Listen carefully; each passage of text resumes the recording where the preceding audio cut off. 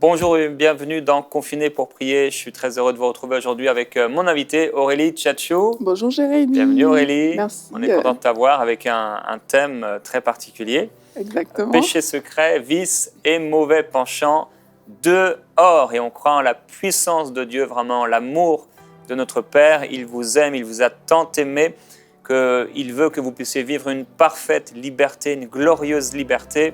Alors Aurélie, pourquoi un tel thème ? Oui, Jérémy, merci de m'avoir invité. Alors, ce thème, je l'ai choisi parce que il y a de cela, depuis que le confinement a commencé, en fait, il y a des personnes qui écrivent des messages comme quoi elles avaient peut-être réussi jusqu'alors à délaisser leur mauvais penchant, mais avec le confinement, elles ont vu que ces choses sont revenues en fait de plus belle et qu'elles n'arrivent tout simplement pas à porter ces choses-là. Et c'est des péchés secrets, c'est des choses que les personnes n'aiment pas généralement avouer. Et ces choses-là, dans la vie de ces personnes, mais ça crée du désordre en fait, parce qu'elles veulent s'en sortir pour certaines et ne prennent pas plaisir à ça, mais quand même, force est de constater dans leur vie que ce sont des choses qui sont là, ce sont des choses qui tiennent de différentes manières. Pour certaines personnes, ce sont des pensées qui parfois les oppressent. Pour d'autres personnes, c'est qu'elles se sont retrouvées en train de faire des choses vraiment qu'elles avaient abandonnées, des choses qui étaient de leur vie passée. Donc, quand j'ai reçu de pareils messages, mais je me suis tout simplement dit, mais en fait, il faut que ça sorte. Il y a des vérités bibliques qu'on doit comprendre. On doit comprendre que nous ne sommes pas à la merci des oppressions sataniques, en fait. À la croix, le Seigneur, il a payé pour tout. Et aujourd'hui, on n'est plus à la merci des oppressions sataniques. Que ce soit en dehors d'un temps comme le confinement ou pendant le confinement, on n'est pas à la merci de Satan. Donc, le but de l'émission, c'est vraiment de donner des clés à toutes les personnes qui voient dans leur vie des péchés récurrents ou des choses qu'elles veulent abandonner. La Bible nous parle des œuvres de la chair. Des personnes qui voient ces choses qu'elles veulent abandonner, c'est de leur donner des clés aujourd'hui pour qu'elles comprennent qu'elles sont au-dessus de ces choses-là et qu'elles peuvent vivre de façon triomphale, en fait, sans avoir besoin de manifester ou de subir ces oppressions. Amen. C'est vrai que ce temps de confinement, c'est un temps qui se termine bientôt, d'ailleurs, nous l'espérons. Ça amène de l'ennui, parfois. Et l'ennui amène souvent au péché. Alors, on ne sait pas pourquoi Ève s'est retrouvée devant cet arbre, mais je ne sais pas si elle s'ennuyait. En tout cas, Adam n'était pas là. C'est vrai que quand Adam n'est pas là, on peut s'ennuyer. Et en tout cas, elle a tourné là, elle a regardé, et l'ennui, etc., ça peut créer des pensées. Et le diable trouve une occasion, une porte ouverte. Et l'une des choses qui peut nous aider, souvent, c'est ce qu'on voit, on ne l'explique pas forcément comme ça, mais c'est le fait d'avoir une vision. Le fait d'avoir une vision pour Dieu, le fait de vouloir le servir. On a un objectif, on a un objectif de vie. On a une vision de vie, on veut servir Dieu. Et quand on veut servir Dieu, on réalise qu'on ne peut pas le servir et à la fois servir le péché ou être oppressé ou dominé par le péché. Et d'ailleurs, on a aujourd'hui un verset du jour dans Galates au chapitre 5. Et au verset 19, il est écrit « Les œuvres de la nature humaine sont évidentes. Ce sont l'adultère, l'immoralité sexuelle, l'impureté, la débauche, l'idolâtrie, la magie, les haines, les querelles, les jalousies, les colères, les rivalités, les divisions, les sectes, l'envie, les meurtres, l'ivrognerie, les excès de table et les choses semblables. » Et nous savons que le royaume de Dieu, malheureusement, ne pourra pas être donné à de telles personnes, en tout cas ceux qui vivent sous la domination et qui ne veulent pas résister et s'en sortir. Et je crois que si vous écoutez aujourd'hui cette émission, vous avez le désir, si vous passez par là, de vous en sortir. Vous avez le désir de vivre pour Dieu et d'être saint pour lui. Comme il l'a dit, vous serez saints, car je suis saint. Alors on va écouter, tu vas apporter 4 conseils principaux, Aurélie. Et aussi plusieurs conseils qu'on va recevoir d'un ami, donc Michael Dopia, serviteur de Dieu. Je lui ai posé la question, demandé de nous répondre à cette question, une question intéressante. Comment faire pour avouer et abandonner un péché caché? Alors, on t'écoute. Bonjour à tous. Je dois répondre à cette question. Comment faire pour avouer et abandonner un péché caché? Premièrement, quand on parle de péché caché, on parle en fait de pratique du péché, donc quelque chose de régulier. La première question qu'on peut se poser, est-ce que j'ai le désir vraiment de sortir de cette situation? On parle donc d'une question d'affection, ce que nous aimons et ce que nous n'aimons pas. Bien souvent, nous avons des faux désirs ou alors nous n'avons pas vraiment le désir de sortir de cette situation parce que nous affectionnons spécialement la chose que nous faisons. Même si nous savons qu'elle est mal, mais l'amour que nous portons vers cette chose nous pousse à le refaire régulièrement. C'est pourquoi la Bible nous dit dans Romains 8 au verset 6, « L'affection de la chair, c'est la mort, tandis que l'affection de l'esprit, c'est la vie et la paix. » Et vous pouvez vous rendre compte que chaque fois que vous péchez, ce sont les ténèbres qui vous entourent et bien souvent, vous n'êtes pas bien. Deuxième question que l'on peut se poser, est-ce que vous avez réellement conscience des dégâts que le péché peut causer dans votre vie? La Bible nous dit notamment dans 1 Jean au chapitre 3, le verset 9, que quiconque est né de Dieu ne pratique pas le péché. Il y a donc un problème au niveau de la naissance quand nous pratiquons le péché et on peut ainsi parler de malformation, c'est-à-dire un bébé qui naît avec une malformation. Vous savez que tout enfant qui naît avec une malformation ne peut pas fonctionner comme un autre enfant.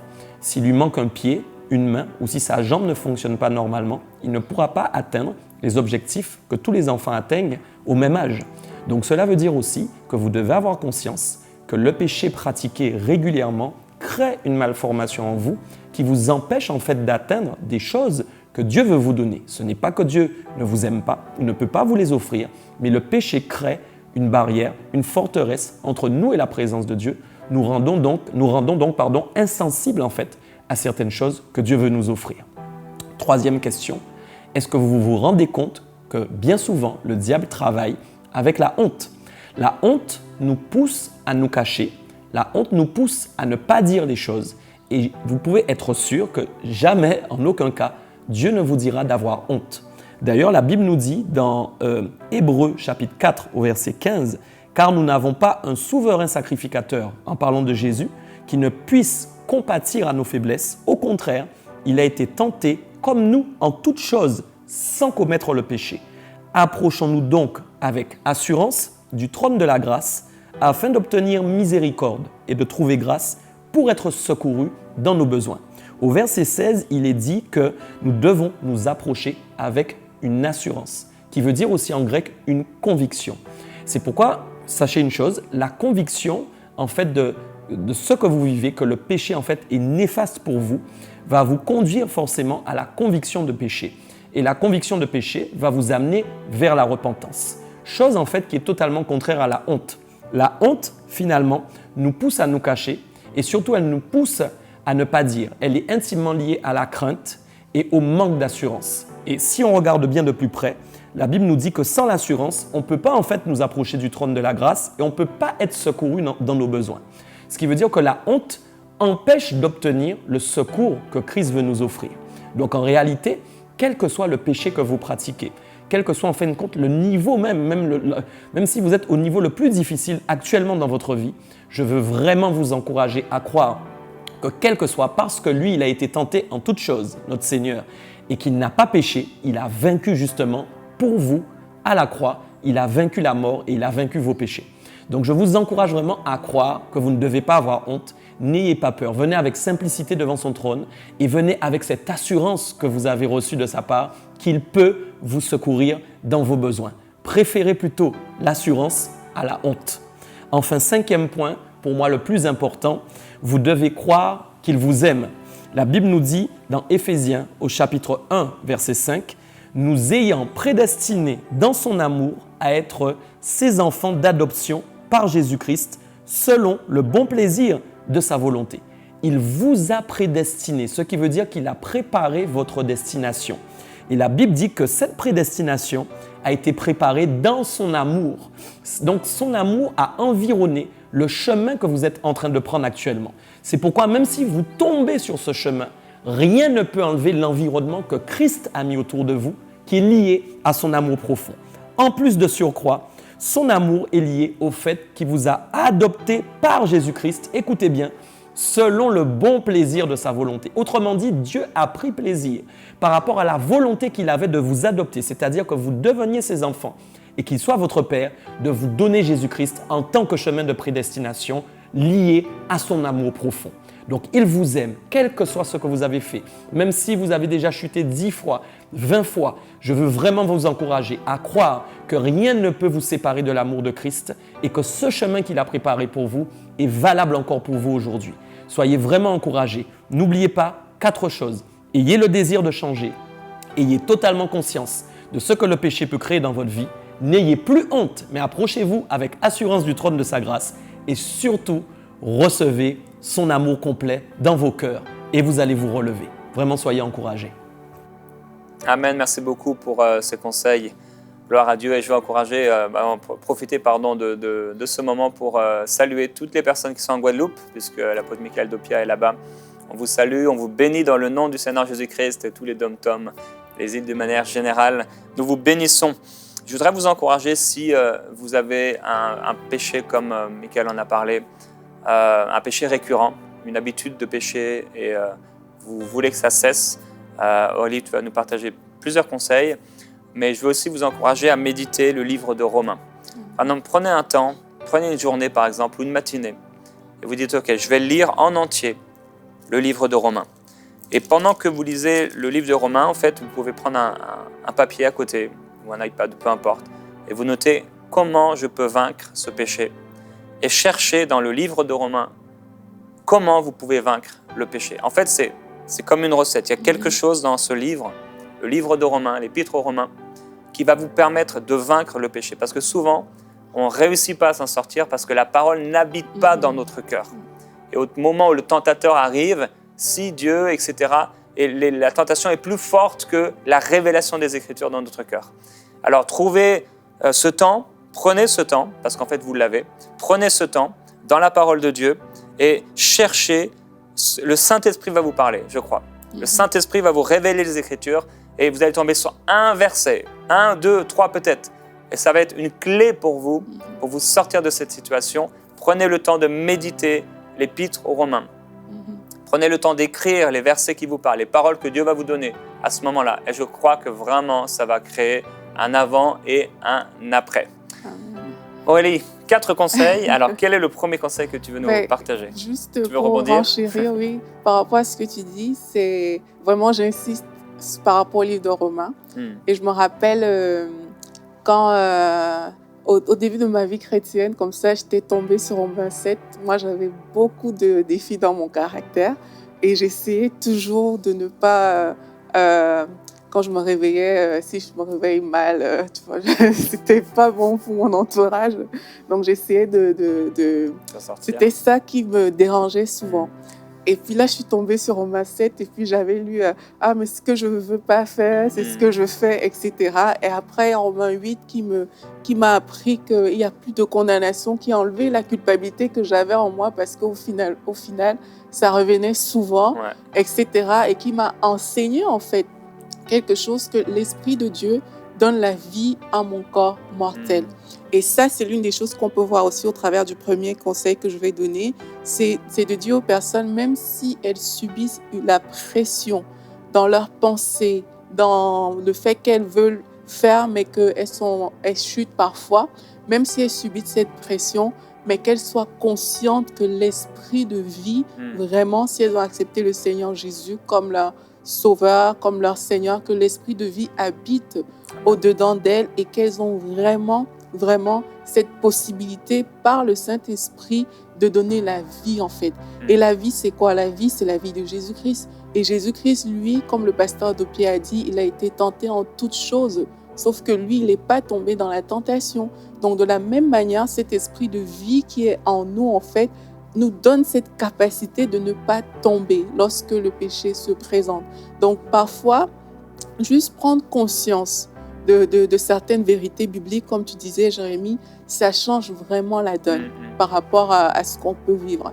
Et moi, je sais que parfois, tellement le péché est récurrent que les personnes se retrouvent dans la culpabilité, les personnes se condamnent et parfois, ça finit en fatalité. On se dit, mais j'y peux rien. De toute façon, chaque fois j'essaie, je n'y arrive pas. Mais vraiment, il faut comprendre aujourd'hui qu'on n'est pas à la merci du diable. Amen. On n'est pas à la merci de ses oppressions. On n'est pas à la merci de ce mauvais caractère, de ces désirs de la chair, comme on a pu lire dans le verset Galates 5. On n'est pas à leur merci. L'esprit de vie en nous produit la vie.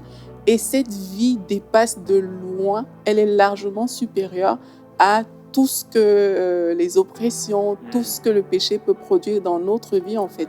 Et quand on comprend aussi ces choses-là, on comprend que même si en nous-mêmes, on n'est pas de prime abord des personnes parfaites, mais les perfections de Dieu sont disponibles pour nous au travers du Saint-Esprit qui habite en nous. Cette perfection, elle est là, elle est disponible, elle est accessible.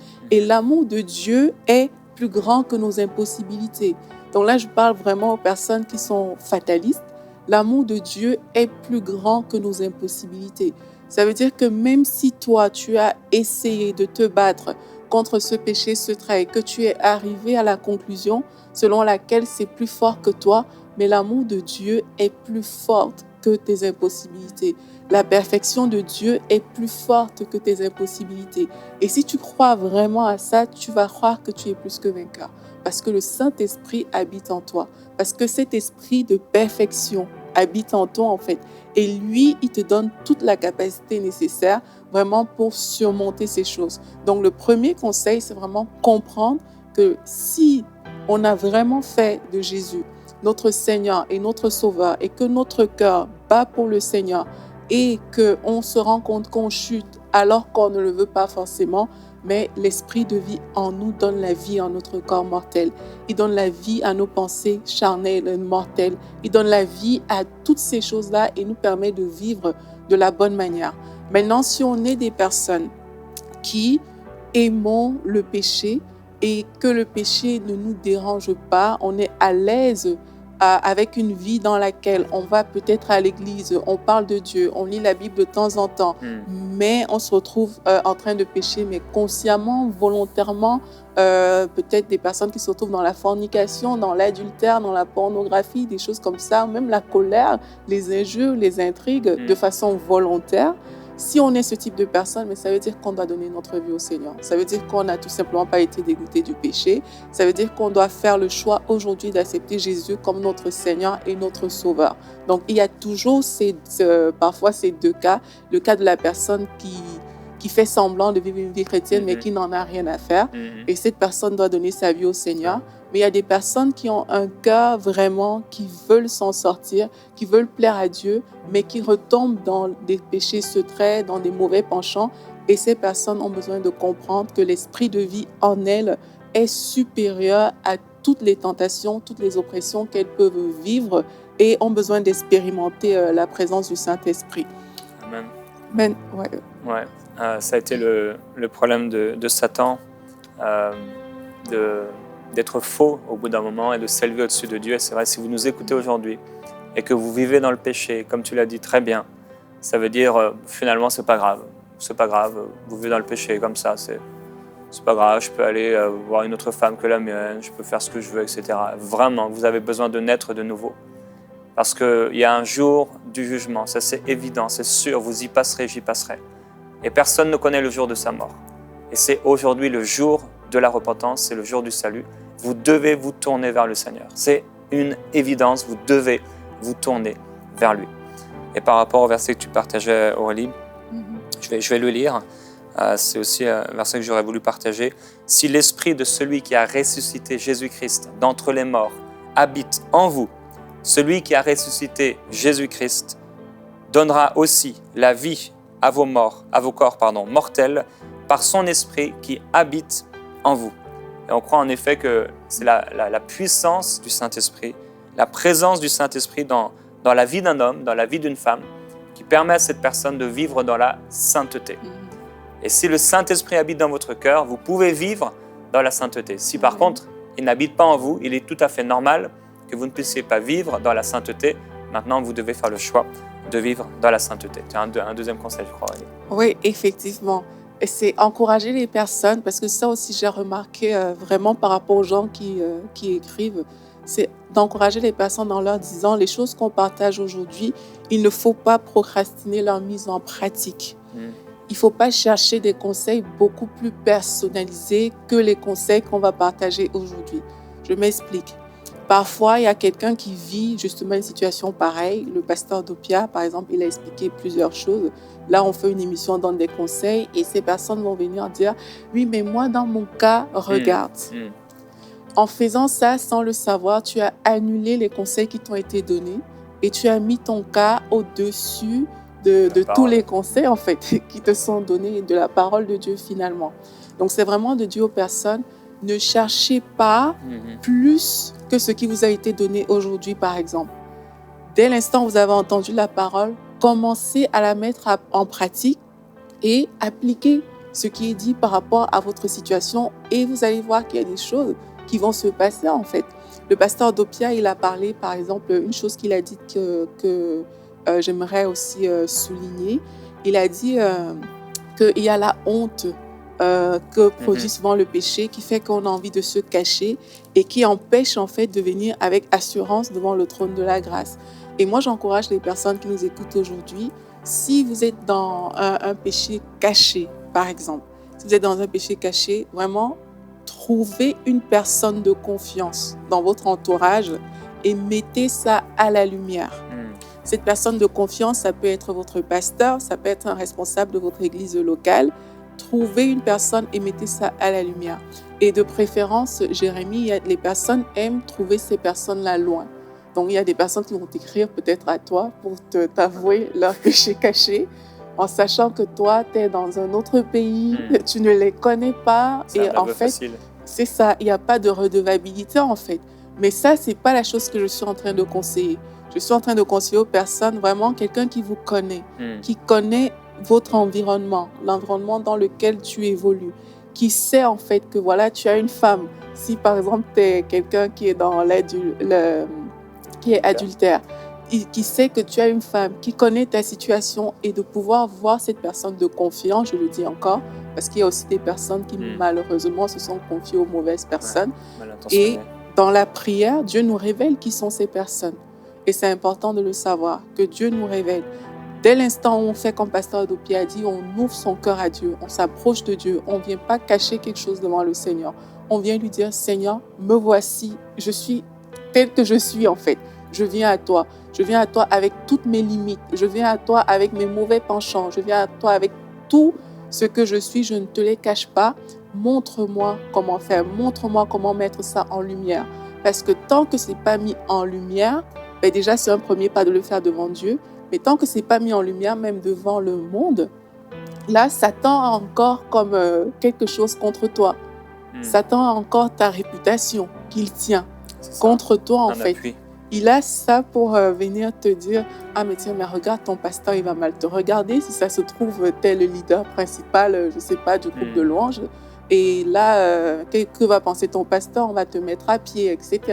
On va appliquer une sanction. » Mais là, il a ça contre toi. Mais on doit pouvoir se placer devant le diable et dire au diable « Écoute, je tiens plus à ma relation avec Dieu. Amen. Je tiens plus à honorer le Seigneur plutôt qu'à ma position au niveau de l'Église, plutôt qu'aux représailles. Et s'il fallait que je sois mise à pied, mais que cela me rapproche davantage du Seigneur, mais je préfère de loin être rapprochée de Dieu plutôt que de ne pas être mise à pied et vivre avec des oppressions, parce qu'après, ça crée des oppressions dans les pensées aussi, vivre avec ces oppressions-là. Donc, deuxième conseil, ne procrastinons pas la mise en pratique, mettons les choses à la lumière de ce qui a été dit et allons voir des personnes de confiance que le Saint-Esprit va inspirer dans la prière et on pourra avouer à ces personnes-là ce qu'on vit. Amen, c'est un excellent, vraiment excellent conseil. C'est ce qu'il a écrit dans Jacques au chapitre 1 et au verset 22. Pratiquez la parole et ne l'écoutez pas seulement en vous abusant par de faux raisonnements. Et c'est vrai que c'est terrible de méditer la parole, de lire la parole ou même de prier avec toujours cette arrière-pensée accusatrice. Et des fois, l'accusation, c'est bon, en soi, c'est mauvais quand c'est satanique. Mais cette accusation a parfois un appui, comme tu le partageais. si ça n'a pas été avoué, si ça n'a pas été délaissé, bien, cette accusation, elle reste. Alors c'est sûr que c'est l'accusateur des frères, de tous les frères, même de ceux qui marchent dans la sainteté, dans l'intégrité et dans la crainte de Dieu. Mais c'est aussi l'accusateur des frères qui ne vivent pas, ou des sœurs qui ne vivent pas dans la sainteté, dans l'intégrité et dans la crainte de Dieu. Il faut vraiment renoncer au faux raisonnement, renoncer aux excuses, renoncer à procrastiner, je crois que tu l'as partagé, donc remettre toujours au lendemain, ok non mais c'est pas grave, je vais remettre ça au lendemain, et pouvoir trouver cette personne de confiance comme tu l'as dit. Je crois que si vous êtes marié, très souvent, pas toujours, mais très souvent, ce sera la personne avec qui vous êtes marié, mais parfois, avant de pouvoir peut-être le dire à votre épouse ou votre époux, vous allez avoir besoin de quelqu'un parce que c'est peut-être trop dur pour vous.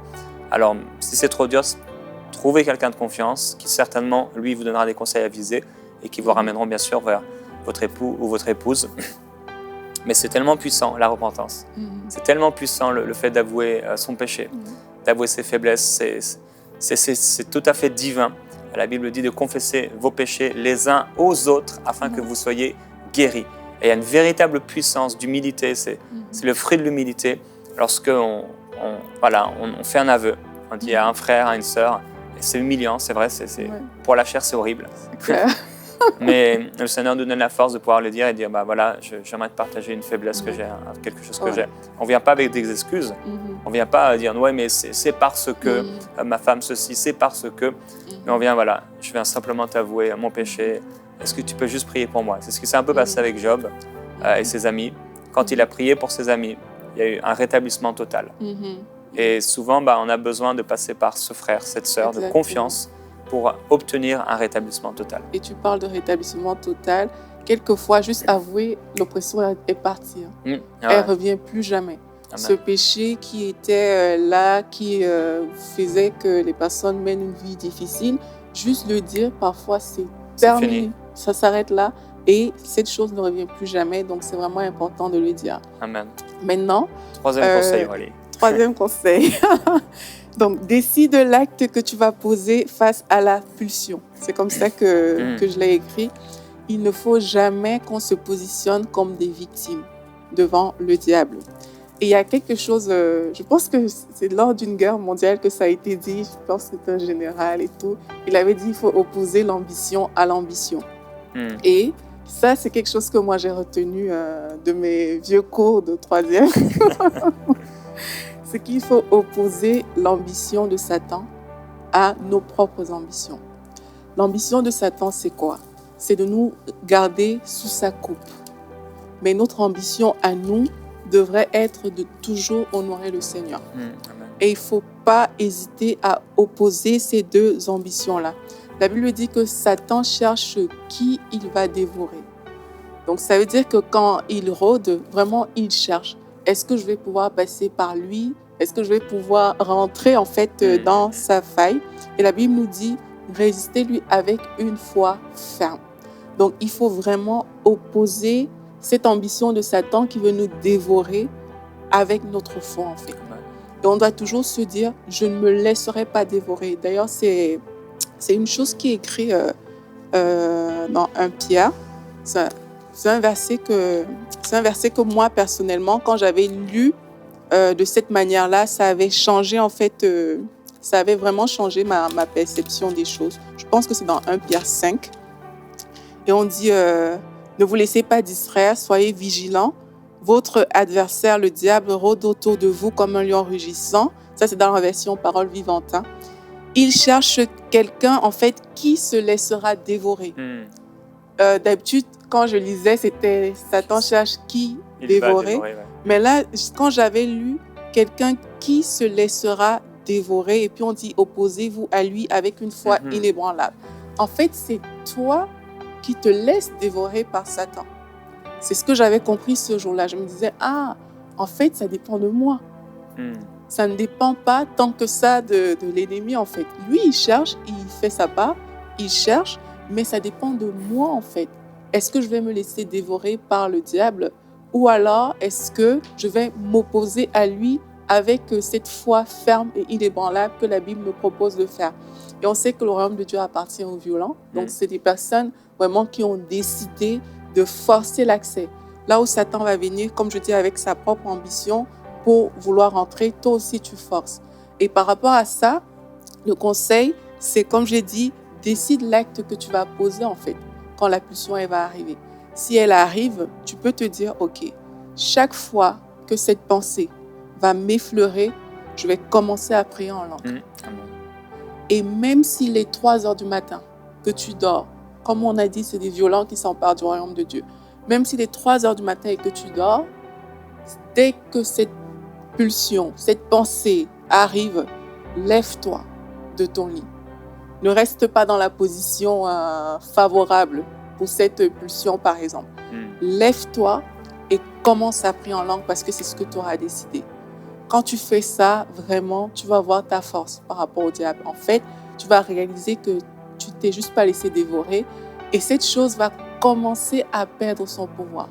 Au point où, vers la fin, tu n'auras même plus besoin d'un grand combat. Au début, ce sera peut-être difficile parce que tu n'es pas habitué à le faire, mais avec le temps, tu vas réaliser que dès que je dis juste une parole en langue, le truc a disparu, quoi.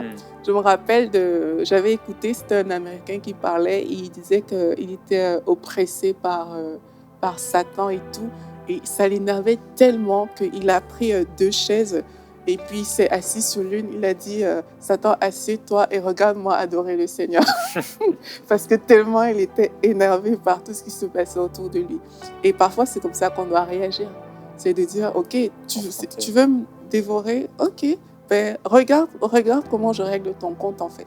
Faut pas qu'on ait peur de dire des choses comme ça à Satan parce qu'on est de loin supérieur à l'ennemi et ces ruses ne vont pas nous atteindre si on choisit vraiment d'être violent et de dire, ok, dès l'instant où je ressens cette chose, dès l'instant où dans ma pensée, je sens que ça va pas, voici l'acte que je choisis de poser et chaque fois on se tient à cet acte-là et on va voir la différence. Donc ça, c'était le 3e conseil. Amen. Ouais, les pulsions, faire face aux pulsions et les confronter par la parole de Dieu et une décision claire dans notre cœur. Dans Genèse au chapitre 4, il est écrit au verset 7, « Si tu agis bien, tu relèveras ta tête. Mais si tu n'agis pas bien, le péché est tapi à ta porte. » Donc le péché est là, tapi à la porte et ses désirs se portent vers toi. Mais toi, domine sur lui. Alors les pulsions sont là, tapis à la porte, les pulsions, les désirs des pulsions se portent peut-être vers toi, mon frère, ma sœur. Aujourd'hui, le Seigneur te dit, toi, domine sur lui. Et tu peux dominer sur lui, comme tu le disais, par la prière en langue, par la déclaration de quelques versets, vérité des Écritures, par l'adoration, par la soumission à la volonté de Dieu. On a peut-être une pulsion et cette pulsion, tu la ressens. Et habituellement, tu vas aller te cacher quelque part pour peut-être assouvir ces désirs et ces pulsions. Tu vas éteindre la lumière et tu vas te mettre dans un endroit ténébreux, là où règne le péché. À ce moment-là, au lieu de faire ça, tu vas peut-être allumer la lumière, te mettre à genoux et commencer à dire « Seigneur, j'ai besoin de toi ». Et tu peux crier de tout ton cœur « J'ai besoin de toi, Seigneur ». Et c'est sûr que si tu t'approches du Seigneur, il va s'approcher de toi. L'ennemi va fuir, il fuira loin de toi. Il y a des pulsions, il y a des désirs, mais domine sur lui, parce que comme tu le disais, on n'est pas censé être dominé par Satan, et on est plutôt censé vivre dans la glorieuse liberté des enfants de Dieu. 4e conseil, Aurélie. Oui, puis je me dépêche parce que le temps est passé plus vite que ce que je pensais. Pas de souci. Donc c'est décide de rester attaché à Christ. Voilà. En fait, pourquoi est-ce que j'ai écrit ce conseil? C'est parce que j'ai réalisé que quelquefois, justement, on prend beaucoup de temps pour se battre par rapport au péché qui vient pour dominer, etc. Mais on ne se bat pas assez pour rester attaché à Christ.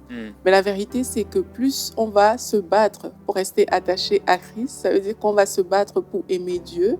Et là, en fait, c'est lui qui va triompher sur nous. Et quand on lit ce verset, chacun est esclave de ce qui a triomphé de lui. Donc, tu deviens esclave du péché si tu te laisses dominer par le péché, comme on a vu tout à l'heure. Mais parfois, il faut lire et puis se poser la question, mais comment est-ce que moi, je peux faire pour être esclave de Christ? Au lieu d'être esclave du péché, comment je peux faire pour que Christ me domine moi, plutôt que pour que ce soit ce péché qui me domine? Et quand on commence à réfléchir comme ça, on va se mettre dans une position en fait dans laquelle on veut être esclave de Jésus-Christ plutôt que esclave d'un péché. Et qui dit esclave de Jésus-Christ dit dès l'instant, de la même manière, hein, si je fais juste une comparaison un peu simple, le péché il te dominait parce qu'il s'imposait à toi de façon involontaire. Tu ne voulais pas, mais il s'impose à toi en fait. Mais de la même manière, tu peux demander à Dieu aussi de s'imposer à toi. Et comment est-ce que ça va se traduire? C'est que le péché te pousse à poser des actes que tu n'as pas forcément envie de poser. Il t'amène vers tes mauvais penchants et vers des vices. Dieu, lui, il va t'amener vers ce qui est bon, agréable et parfait. Dieu va t'amener vers ça. Maintenant, tu vas te dire, ok, si je suis dominé par le Seigneur Jésus, ça veut dire que dès l'instant où le péché se présentera devant moi, c'est lui qui doit prendre le dessus. Ce n'est pas le péché. Et il y aura cette confrontation entre, ok, est-ce que le Saint-Esprit va se retirer si je pose cet acte ou alors est-ce que le Saint-Esprit va prendre plaisir? Et quand on commence à vivre pour le plaisir du Saint-Esprit, quand ça commence à occuper nos pensées, ça commence à germer dans notre cœur, on va commencer à même méditer la parole d'une autre manière. On va commencer à se dire, mais qu'est-ce qui fait plaisir à Dieu en fait? Et ces choses vont commencer à quitter tout doucement. On sera beaucoup plus focalisé sur le Seigneur que sur le péché. Parce que l'une des erreurs qu'on commet souvent aussi, c'est d'être trop focalisé sur le péché, de régler ce problème, etc. Et on n'est pas assez focalisé sur le Seigneur. Donc, quand on réalise ces choses, on va dire, mais ok, moi je choisis en fait de vivre une vie de sanctification. Ma vie ne doit plus dépendre de moi et c'est les intérêts de Dieu que je vais commencer à poursuivre. Tu vas te dire, mais si cet acte est posé, vraiment, est-ce que le Seigneur sera content en fait? Quand on commence à penser à vivre pour aimer Dieu vraiment, pas de notre bouche, mais avec nos actes aussi, quand on commence à penser à aimer Dieu avec nos actes, à offrir à Dieu, plutôt que ce soit toujours lui qui vient nous donner des choses, quand on commence à penser, Seigneur, mais qu'est-ce que je peux t'offrir en fait pour que toi tu sois content? Qu'est-ce que je peux faire pour que toi tu aies le sourire? Quand tu commences à vivre avec cette pensée-là, quand le péché se présente, tu sais que le Seigneur ne sera pas content. Si tu fais ça, tu sais que ça ne va pas lui procurer la joie. Et là, tu vas te dire, ok, mais Seigneur, pour que toi, tu aies la joie à cet instant, je choisis de ne pas le faire. Et là, vraiment, ça change notre façon de faire, ça change notre façon de voir. Et franchement, pour moi, c'est ça la sanctification. La sanctification, c'est de vivre pour aimer Dieu, en fait. C'est de vivre en sachant que, ok, quel que soit l'acte que je veux poser, mais je choisis que Dieu soit heureux. Pour moi, c'est ça la sanctification. Quand tu commences à avoir cette perspective-là, c'est pas tant je ne vais pas pécher, je vais pas. Non, c'est vraiment vivre en sachant que Dieu doit être heureux. Le fait de savoir que Dieu doit être heureux, c'est ça qui va faire que tu ne pêches pas. C'est ça qui va faire que tu parles pas mal, que tu n'as pas certaines attitudes, mais juste parce que dans ton cœur, tu veux rendre Dieu heureux, tu veux rendre Dieu content. Et c'est comme ça qu'on devient aussi esclave de Jésus-Christ, en disant, ok, mais c'est toi mon maître, c'est à toi que je veux faire plaisir. Je ne veux pas une seule seconde faire plaisir à Satan, ça ne m'intéresse pas de faire ça, mais de tout mon cœur, ce qui m'intéresse, c'est de faire plaisir à Dieu. Alors, que faire? Mais dès l'instant où la pensée viendra, mon Dieu, je veux t'honorer. Je veux t'honorer et je refuse tout ce qui te déshonore. Je refuse de vivre, de faire une chose qui te déshonore et déclarer, ce ne sera pas plus fort que moi. Ce péché ne sera pas plus fort que moi. Parler à son propre moi, à son cœur. Tu parles à ton être intérieur. Tu vas honorer le Seigneur. Chaque fois qu'une pensée, une pulsion se présentera, tu choisiras d'honorer le Seigneur. Moi, c'est comme ça que je prie parfois. Je me parle à moi-même comme tu choisiras d'honorer le Seigneur. Chaque fois qu'il y aura une situation dans laquelle tu veux manifester autre chose que l'amour, tu vas choisir l'amour. Parce que tu as été créé pour vivre pour Dieu, en fait. Tu as été créé pour marcher dans l'amour. Quatrième conseil. Merci Aurélie. Des très très bons conseils qu'on vous invite à pratiquer. Le Seigneur a dit à Gethsémanée, Seigneur, non pas ma volonté, mais la tienne. Et dans ce temps de prière, je vais vous inviter à entre guillemets, entrer dans la prière, à vous mettre en prière devant Dieu. Et dans la crainte de Dieu et la sagesse La sagesse de Dieu, le commencement de la crainte de Dieu, c'est cette sagesse. Le commencement de la sagesse, c'est cette crainte de Dieu. Tout commence par cette crainte de Dieu. Et dans ce temps de prière maintenant, je voudrais t'encourager, si tu m'écoutes aujourd'hui, et il y a un vice, il y a un péché qui est caché, un péché qui est secret, et que tu veux abandonner aujourd'hui,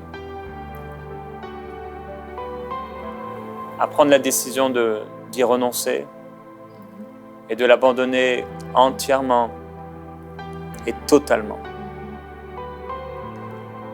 complètement. À dire, Seigneur, non plus ma volonté, non pas ma volonté, mais ta volonté. J'abandonne ma volonté, j'abandonne mes désirs, j'abandonne ces pulsions, j'abandonne ces désirs mauvais.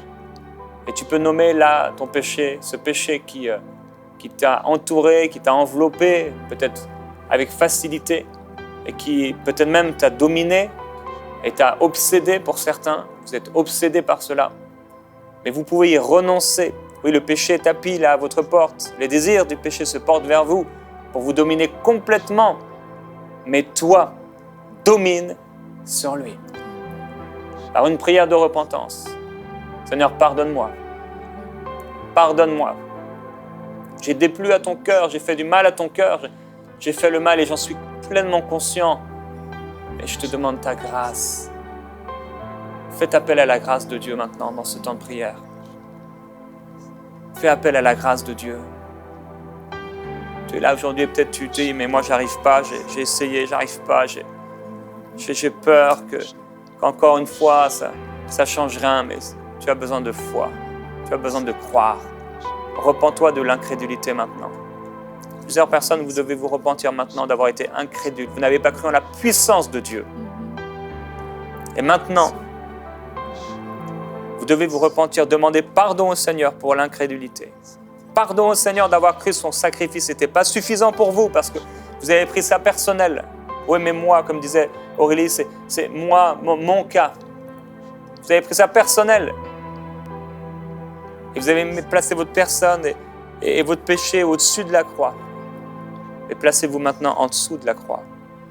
Que le sang du Seigneur Jésus-Christ vous purifie de tout péché. Maintenant même. Abandonnez-vous à Dieu.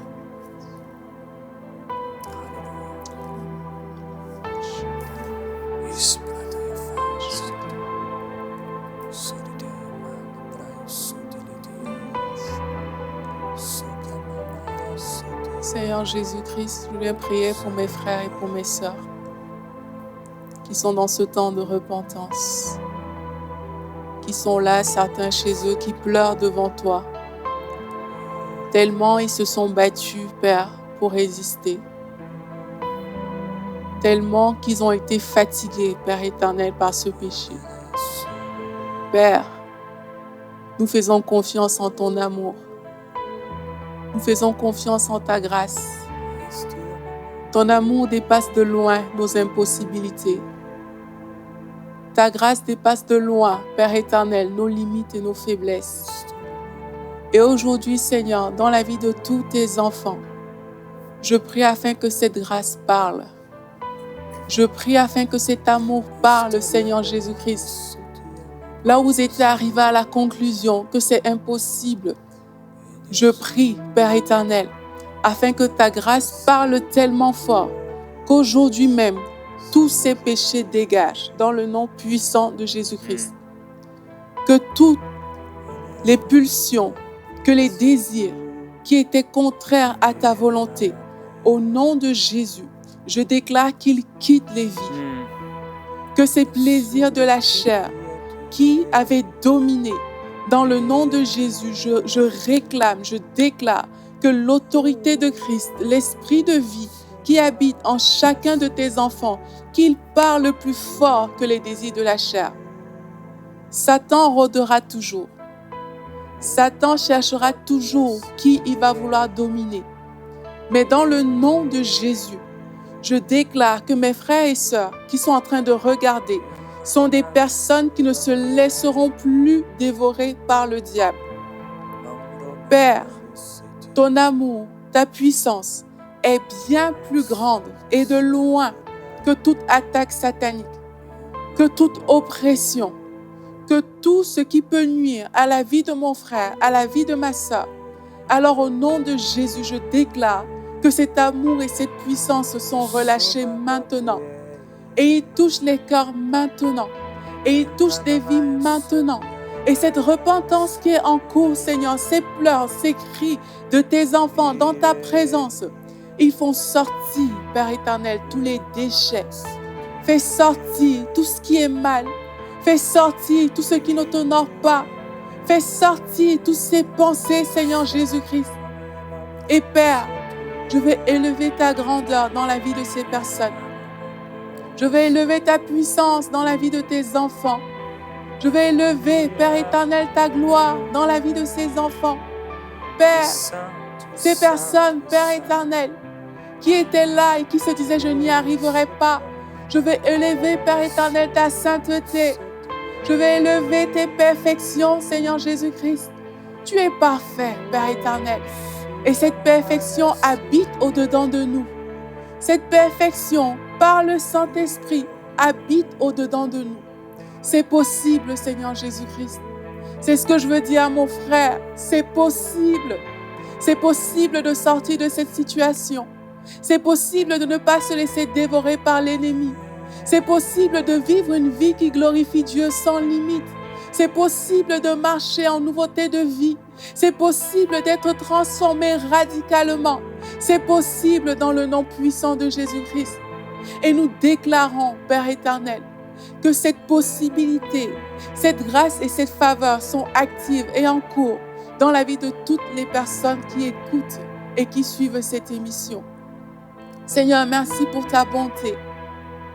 Merci pour ta puissance qui est en opération, ta puissance qui est à l'œuvre, Seigneur.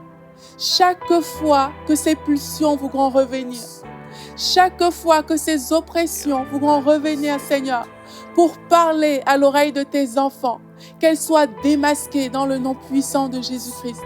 Chaque fois que cette voix accusatrice, cette voix qui vient proposer des choses indésirables, les plaisirs charnels, chaque fois que cette petite voix va venir parler à tes enfants, au nom de Jésus, je déclare qu'elle est renversée.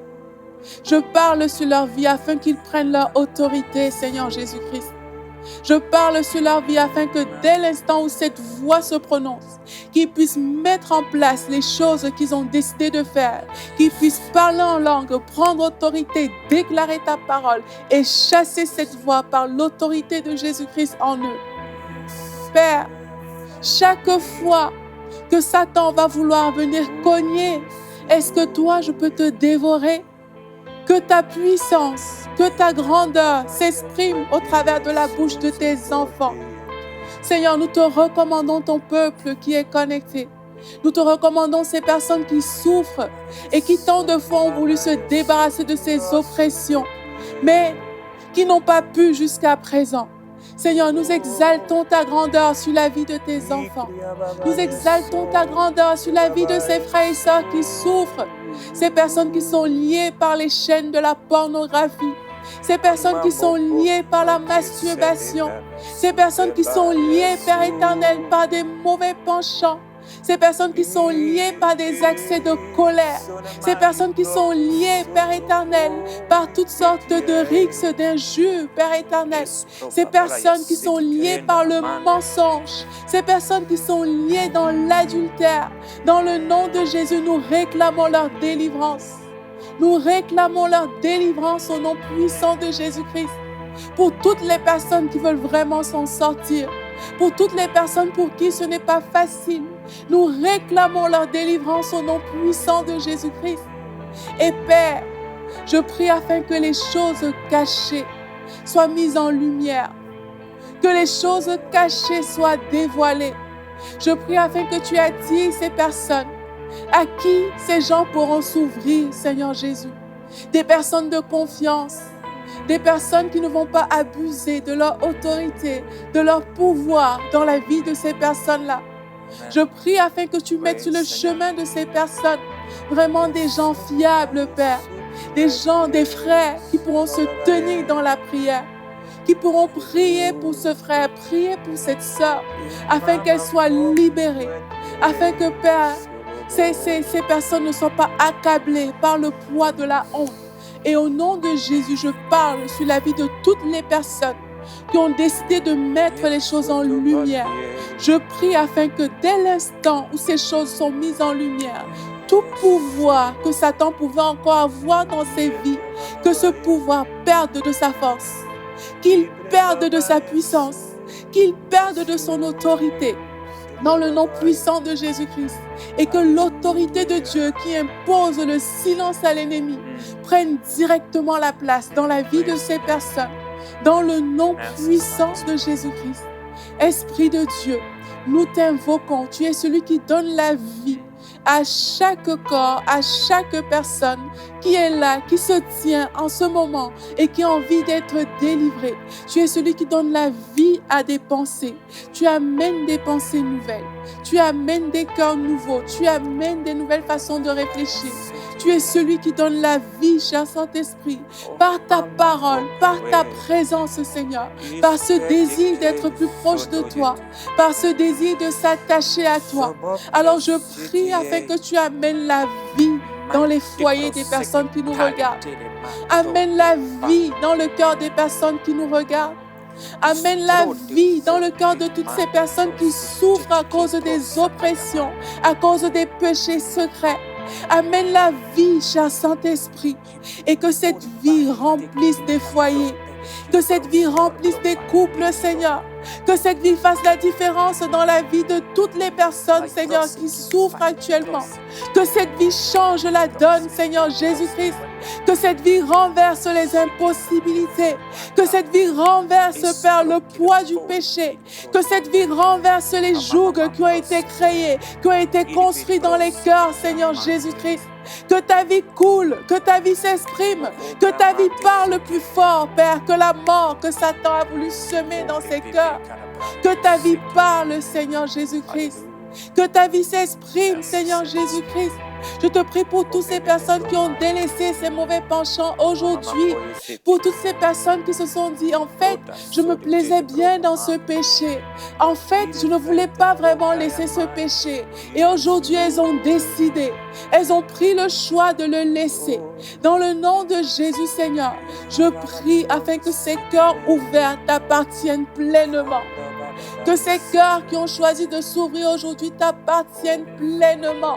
Que là, il y a des personnes qui avaient décidé, qui ont même décidé aujourd'hui de faire de toi leur Seigneur et leur Sauveur. Que ces personnes t'appartiennent pleinement, cher Saint-Esprit. Que leur vie te soit entièrement consacrée. Qu'elles vivent pour toi pleinement. Qu'elles te soient attachées et que ce soit un chemin de non-retour qui se fasse, Père éternel. Un chemin de non-retour. Personne ne retournera à ce qu'il a vomi. Personne ne retournera sur les traces de son passé. Personne ne retournera sur les traces de ses anciens péchés, de ses mauvais penchants. Personne ne retournera sur ce chemin. Je parle sur ces vies dans le nom puissant de Jésus-Christ. Personne n'empruntera ce chemin. Mais je déclare qu'ils ont emprunté un chemin de non-retour. Le chemin de l'amour. Le chemin de l'attachement à Dieu. L'amour, Père, que rien ne peut éteindre. L'amour que même les grandes eaux ne peuvent éteindre, comme tu le dis dans ta parole. Cet amour qui est plus fort que tout, qui est plus fort que les passions, qui est plus fort que les mauvais penchants, qui est plus fort que le péché. Je déclare que cet amour est le partage de tes enfants et notre partage, Seigneur Jésus-Christ. Merci pour ta bonté, Seigneur. Alléluia. Le pouvoir du péché a été brisé. Je déclare au nom de Jésus-Christ, comme il est écrit dans la parole à propos de Tyr, que cette ville, cette domination du péché est détruite au nom de Jésus-Christ. La puissance de Tyr est détruite au nom de Jésus-Christ. Je viens déclarer toute puissance satanique dans votre vie est brisée, toute influence est coupée maintenant à la racine. Dans le nom du Seigneur Jésus-Christ, ton cœur a été arrogant et tu as dit « Je suis Dieu, je suis assis sur le siège des dieux, au cœur des mers. Mais toi, tu es homme et non Dieu, et tu prends ta pensée pour la pensée de Dieu. Parce que tu prends ta pensée pour la pensée de Dieu, je fais venir contre toi des étrangers, les plus violents parmi les nations. Tu resteras homme et non Dieu. Merci, précieux Père, parce que tu as détruit la puissance satanique, la puissance du péché, la puissance de Tyr. Cette domination est écrasée maintenant. Au nom de Jésus-Christ, recevez votre délivrance. Dans le nom du Seigneur, soyez libérés maintenant, de la tête aux pieds complètement. Tout esprit impur vous quitte maintenant. J'ordonne à ces esprits impurs, esprit impur, toi qui as pris ta place dans le cœur de cette personne, dans la chair de cette personne, au nom de Jésus-Christ, du Seigneur des Seigneurs, dehors, sors maintenant, sortez tous au nom de Jésus, entièrement, complètement. Votre pouvoir est brisé au nom de Jésus. Dehors, sors maintenant. Esprit impur, sors maintenant. Cette personne est libre, libre, libre. Alléluia. Sois délivré entièrement, complètement, n'aie pas peur. Le Seigneur est à l'œuvre, maintenant même, dans ta chair, dans ton âme, dans ton esprit. Je déclare la glorieuse liberté des enfants de Dieu. La gloire du Seigneur Jésus-Christ est sur ta vie. La main de Dieu est sur toi. Alléluia. N'aie pas peur, petit troupeau, car ton Père a trouvé bon de te donner le royaume. Gloire à Dieu. Libre, entièrement libre. Déclare-le avec moi. Là où tu es, Jésus-Christ m'a libéré. Je suis libre, entièrement libre. Plus jamais esclave du péché, plus jamais esclave de la mort. La loi de l'esprit de vie en Jésus-Christ m'a libéré de la loi du péché et de la mort qui me rendait esclave. Je suis libre en Jésus-Christ. Amen.